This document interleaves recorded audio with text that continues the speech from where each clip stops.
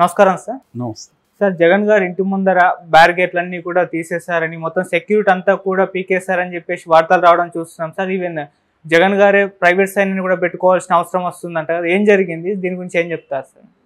అదే నిన్న కూడా యాక్చువల్గా చెప్పుకున్నాం మనం ఇలాంటిదే. అంటే బేసిక్గా ఏంటంటే ప్రభుత్వాలు మారినప్పుడంతా ప్రతిపక్షాలను ఏదో ఒక రకంగా వేధించడం అనేది జరుగుతుంది. అందులో భాగంగా సెక్యూరిటీని తీసేయడం అనేది వన్ ఆఫ్ ద స్టెప్స్ అనమాట.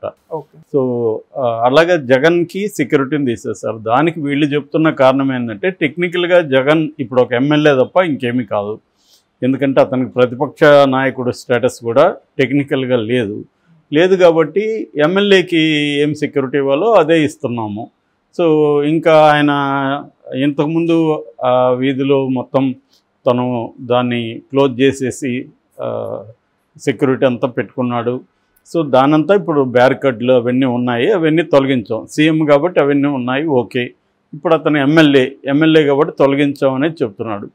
దానికి జగన్ కూడా ఎక్కడ అబ్జెక్ట్ చేసినట్టు కనబడలేదు, కోర్టుకు పోతున్నట్టు కూడా కనబడలేదు. మామూలుగా అయితే చాలాసార్లు అందరూ కూడా మేధావులు కానీ ప్రజాస్వామ్యంలో చెప్పేది ఏంటంటే టెక్నికల్గా ఆయన ప్రతిపక్ష నాయకుడు హోదా లేకపోయినా కూడా ఖచ్చితంగా అతను పొలిటికల్గా ప్రతిపక్ష నాయకుడే. అతనికి 40% వాళ్ళ పార్టీకి ఓట్లు వచ్చాయి. సో కాబట్టి అతనికి ప్రతిపక్ష నాయకుడిగా ఆ హోదాలో భద్రత కల్పించాలన్న అవసరం ఉంది. కానీ అతను మిగతా ఎమ్మెల్యేలకి అతనికి తేడా లేదని చెప్పడం టెక్నికల్గా కరెక్ట్ ఏమో కావచ్చు, కానీ ఇది పొలిటికల్గా కరెక్ట్ కాదు. అలా అనుకొని ఉంటే జగన్ గతంలో 23 ఎమ్మెల్యేలు చంద్రబాబుకు ఉన్నప్పుడు తను అనుకొని ఉంటే చంద్రబాబుకు కూడా ప్రతిపక్ష హోదా లేకుండా చేసి ఉండేవాడు. ఆ ఎమ్మెల్యేని తను లాగేసుకొని ఉండేవాడు. అలా చేయలేదు. చంద్రబాబు ప్రతిపక్ష హోదా ఉండాలనే తను అనుకున్నాడు తప్ప తను ఆ ఎమ్మెల్యేని లాక్కోలేదు. మరి చంద్రబాబు కూడా అతనికి ప్రతిపక్ష హోదా పొలిటికల్గా కల్పించనుంటే చాలా బాగుండేది, మంచి పేరు వచ్చేది చంద్రబాబుకి. చంద్రబాబు జగన్కి తేడా లేకుండా చంద్రబాబు కూడా సేమ్ జగన్ లాగే ఎట్లాగైతే జగన్ అయితే రివెంజ్ చేశాడో అలాగే ఇతను కూడా చేస్తున్నాడు. గతంలో కూడా చంద్రబాబు తగ్గిస్తే కూడా చంద్రబాబు వాళ్ళు కోర్టుకు వెళ్ళి మళ్ళీ తెచ్చుకున్నారు. అట్లాగే బీటెక్ రవి లాంటి వాళ్ళకి కూడా తీసేశాడు జగన్. బీటెక్ రవి కూడా చాలా ఇబ్బంది పడ్డాడు. అంటే సెన్సిటివ్ ఏరియాస్ ఉంటాయి. ఆ సెన్సిటివ్ ఏరియాస్లో ఉన్న ఎమ్మెల్యేలు కావచ్చు, లేకపోతే ప్రజాప్రతినిధులు కావచ్చు, వాళ్ళకి సెక్యూరిటీ అవసరం ఉంటుంది. కానీ ప్రభుత్వాలు ఏం చేస్తాయంటే ప్రతిపక్షాన్ని వేధించాలి కాబట్టి, ప్రతిపక్షాలని ఇబ్బంది పెట్టాలి కాబట్టి అందులో భాగంగా ఇది కూడా తీసేస్తారు. సో జగన్కి కూడా ఇప్పుడు అదే చేస్తారు. జగన్ని అన్ని వైపుల నుంచి కమ్ముకుంటున్నారు. ఒకవైపు ఏమో జగన్ ఖర్చు పెట్టాడు ఎక్కువగా అనేది ఒకవైపు చూపించడం, దాని తర్వాత కుంభకోణాలను తీసుకురావడం, తర్వాత ఇట్లాంటి ఫర్నిచర్ దొంగ అని చెప్పి ప్రచారం చేయడం, ఇవన్నీ ఏంటంటే అతన్ని అన్ని రకాలుగా వీక్ చేయడం అనే కాన్సెప్ట్లో తెలుగుదేశం చేస్తుంది. ఇదే పని ఒకప్పుడు జగన్ కూడా తెలుగుదేశాన్ని ఇదే పని చేశాడు. సో ఇక్కడ పొలిటికల్ పార్టీలు ఏవైనప్పటికీ XYZ ఎనీ పొలిటికల్ పార్టీ అయినా అధికారంలో ఉన్నప్పుడు ప్రతిపక్షాన్ని కంప్లీట్గా నిర్వీర్యం చేసేయాలి, చంపేయాలి పొలిటికల్గా అనేది ప్రతి ఒక్కరి ఆశయం. అదే పని ఇప్పుడు తెలుగుదేశం చంద్రబాబు చేస్తున్నాడు. అంతకంటే భిన్నంగా ఏం చేయట్లేదు. చంద్రబాబు ఏదో భిన్నమైన రాజకీయ నాయకుడు కాదు కదా. ఆయన రాజకీయ నాయకుల్లోకి రాజకీయ నాయకుడు ఆయన యాక్చువల్గా. అంటే రాజకీయాలు ఆయన నుంచి నేర్చుకోవాలి. రాజకీయాలకు పితామహుడు ఆయన కాబట్టి 40 ఏళ్ళ అనుభవం ఉంది కాబట్టి ఆయన రాజకీయాలు చేయడంలో దిట్ట కాబట్టి అందులో జగన్ అంటే పడదు. ఇక్కడ ఏంటంటే ఆంధ్రప్రదేశ్లో ఉన్న ప్రత్యేక పరిస్థితి మిగతా వాళ్ళకంటే కూడా ఇదేదో ఒక యుద్ధంలాగా రాజకీయాలు చేస్తారు. ఇక్కడ అవతల వాళ్ళు భయంకరమైన శత్రువులాగా మొత్తం ట్రీట్ చేస్తారు. మనం ఏదన్నా ఎవరన్నా మధ్యలో కూడా ఇటుపక్క మాట్లాడితే మీ లిస్ట్ ఉంది, మీ పేరు లిస్ట్లో ఉందని మనల్ని బెదిరిస్తారు. ఇలా ఒక ఎక్స్ట్రీమ్కి వెళ్ళిపోయారు. హేట్ పాలిటిక్స్ అనేది పీక్ స్టేజ్కి ఆంధ్రప్రదేశ్లో వెళ్ళిపోయింది. బాగా చదువుకున్న వాళ్ళని కూడా నేను చాలామందిని చూస్తాను. వాళ్ళు కూడా ఏదో ఒక సైడ్ తీసుకొని అదర్వైజ్ వాళ్ళు వెరీ నాలెడ్జబుల్ పర్సన్స్ ఉంటారు. కానీ పాలిటిక్స్కి వచ్చేసరికి ఎంత మూర్ఖత్వం ఉంది ఏంట్రా వీళ్ళల్లో అనిపిస్తుంది. మళ్ళీ వాళ్ళు లిటరేచర్ డిస్కస్ చేస్తారు, వివిధ అంశాలు, సామాజిక అంశాలు అన్నీ మాట్లాడుతుంటారు. కానీ పార్టీలోకి వచ్చేసరికి ఏదో ఒక సైడ్ తీసుకొని అవతల నీచంగా మాట్లాడడం, యువతల అసలు చిన్న విమర్శ కూడా ఉండదు. సో ఇది అంటే విమర్శిస్తే నువ్వు మా ఎనిమి లేదా విమర్శించకపోయినా సపోర్ట్ చేయకపోతే చాలు మా ఎనిమి నువ్వు అని చెప్పాడు. డైరెక్ట్గా మమ్మల్ని సపోర్ట్ చేయి, సపోర్ట్ చేయకపోతే నువ్వు మా ఎనిమి అన్న ఒక దీంట్లోకి వెళ్ళిపోయింది.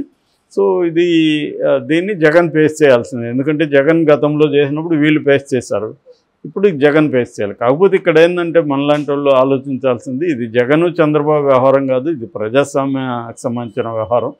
సో దీంట్లో ఖచ్చితంగా వీళ్ళ బిహేవియర్ వల్ల ఖచ్చితంగా సామాన్య ప్రజలు నష్టపోతారు. జగన్ గతంలో చేసిన దానివల్ల సామాన్య ప్రజలు నష్టపోయారు, ఇప్పుడు కూడా చంద్రబాబు చేస్తున్న దానివల్ల కూడా సామాన్య ప్రజలు నష్టపోతారు. ఓకే, ఇదేమో జగన్ విషయానికి సంబంధించిందే కాదు. ఎందుకంటే ప్రజాస్వామ్యంలో ప్రతిపక్షం అనేది స్ట్రాంగ్గా ఉండాలి. ఉన్నప్పుడే ప్రజల తరపున వాళ్ళు మాట్లాడగలుగుతారు, అసెంబ్లీలో కూడా వాయిస్ తీయగలుగుతారు. వీళ్ళు ఏంటంటే అసెంబ్లీలో యాక్చువల్గా జగన్కి టెక్నికల్గా పక్కన పెడితే పొలిటికల్గా ప్రతిపక్ష హోదా ఇవ్వచ్చు, తప్పేం లేదు. సో కానీ వీళ్ళు ఇవ్వదలుచుకోలేదు. ఆ 11 కూడా లాగేసుకున్నా ఆశ్చర్యం లేదు, అది కూడా ఏదో ఒక రోజు జరుగుతుంది. 11లో మ్యాక్సిమం వీళ్ళు ఇట్లా లాగేసుకుంటారు. అంటే కంప్లీట్గా జగన్ని అన్ని విధాలుగా ఐసోలేట్ చేయాలనేది తెలుగుదేశానికి ఉన్న గోల్. కాకపోతే ఏంటంటే లక్కీగా జగన్ అవసరం మోడీకి ఉంది కాబట్టి మోడీ జగన్ని ఎంతో కొంత ప్రొటెక్ట్ చేసే అవకాశం ఉంది. అదర్వైజ్ జగన్కి అన్ని రకాలుగా వీక్ అయిపోయిన పరిస్థితి అయితే కనిపిస్తుంది. ఓకే, ఓన్లీ ఏంటంటే అతని లక్కు రాజ్యసభలో 11 మంది ఉండడం, కనీసం లోక్సభలో కూడా 4 ఉండడం, మోడీ ఇటు చంద్రబాబు మీద ఇటు నితీష్ కుమార్ మీద ఇద్దరి మీదే ఆధారపడి గవర్నమెంట్ని నడిపితే కష్టమని మోడీకి ఉన్నది అభిప్రాయం. దానివల్ల ఆల్టర్నేటివ్గా ఎవరెవరు ఉన్నారు వాళ్ళలో కొంతమందిని బీజేపీలోకి చేర్చుకోవడం అన్న యాంగిల్ మోడీకి ఉంది. సో ఆ యాంగిల్ నుంచి చూసినప్పుడు వీళ్ళు అడగకపోయినా గతంలో కూడా 5 ఏళ్లలో ఇటు తెలుగుదేశం మద్దతు ఇచ్చారు. తెలుగుదేశం చంద్రబాబు తన ఎంపీలని బీజేపీలోకి తనే పంపించాడు. ఇటు జగన్ కూడా తన అడగకపోయిన బిల్లులకి మద్దతు ఇవ్వడం, చివరికి అవిశ్వాస తీర్మానం ప్రతిపక్షాలు పెట్టినప్పుడు కూడా జగన్ ఇట్లా మద్దతు ఇచ్చాడు, ఇట్లా చంద్రబాబు ఇచ్చాడు. సో ఈ కాంటెక్స్ట్లో జగన్కి కొద్దిగా సెంటర్ నుంచి ప్రొటెక్షన్ ఉంది. లేదంటే జగన్ ఖచ్చితంగా చాలా ఇబ్బందులు ఎదుర్కొనేవాడు, జైలుకి కూడా అంటే శిక్ష పడినా కూడా ఆశ్చర్యం లేదు అక్రమాస్తుల కేసులో. ఇప్పుడు కూడా ఏంటంటే చంద్రబాబు కూడా క్లియర్గా అనేక కేసుల్ని కుంభకోణాలని బయటికి తీసి జగన్ని జైల్లోకి పెట్టాలనేది చంద్రబాబు ప్లాన్. జగన్ ఆగినట్టుగా 4 ఏళ్ళు కూడా చంద్రబాబు ఆగే పరిస్థితి కనబడలేదు. ఓకే, సో డే 1 నుంచే ఎలక్షన్ మరుసటి రోజు నుంచి రివెంజ్ మోడ్లోకి తెలుగుదేశం పార్టీ కూటమి వెళ్ళిపోయింది.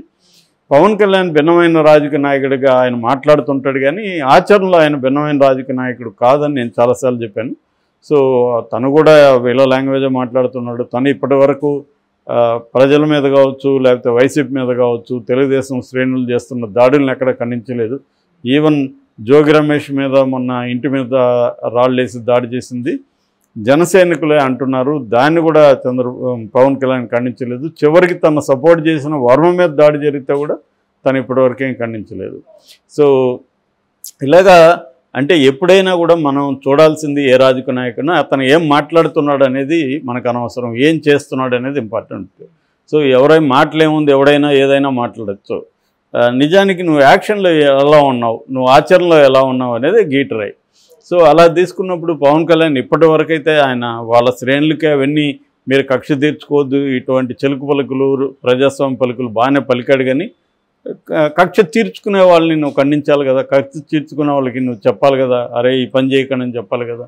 సో అదేదో సామెతం, గాంధీ ఆయుధాలు హింస చేసే బ్రిటిష్ వాళ్ళకి ఎప్పుడూ అహింస బోధించలేదు, వాళ్ళ హింసని ఎదుర్కొనే సామాన్య ప్రజలకు మాత్రం అహింస బోధించాడు అనేది కమ్యూనిస్టుల వైపు నుంచి గాంధీ మీద విమర్శ.